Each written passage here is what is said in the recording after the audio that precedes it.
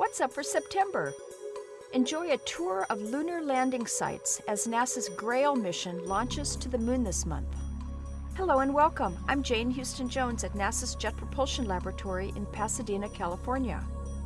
The moon is easily visible in everyone's night sky in the first part of September.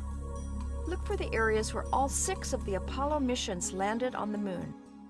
You won't see the landers, flag, or footprints, but it's fun and easy to see these historic areas with your own eyes or with binoculars. On the 6th, look for 3 dark, smooth maria, or seas. The middle one is the Sea of Tranquility, or Mare Tranquillitatis. Apollo 11 landed very near a bright crater on the edge of this mare in 1969. The Apollo 15, 16, and 17 landing areas formed the points of a triangle above and below the Apollo 11 site. On the 7th, you'll be able to see the bright crater Copernicus. Just below it are the landing sites of Apollo 12 and 14. NASA's twin lunar probes, GRAIL-A and GRAIL-B, will launch on September 8th. GRAIL stands for Gravity Recovery and Interior Laboratory. The 2 GRAIL spacecraft will be launched together and then will fly similar but separate trajectories to the moon after they separate from the launch vehicle. It took astronauts about 3 days to get to the moon, but the 2 GRAIL spacecraft will take more than 3 months and won't arrive until December 31st, 2011 and January 1st, 2012.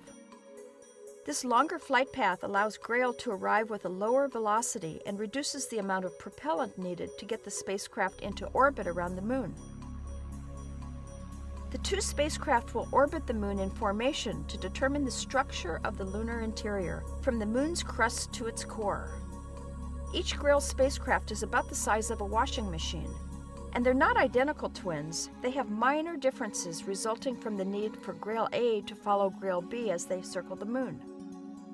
This Gravity Recovery and Interior Laboratory mission will create the most accurate gravitational map of the moon to date.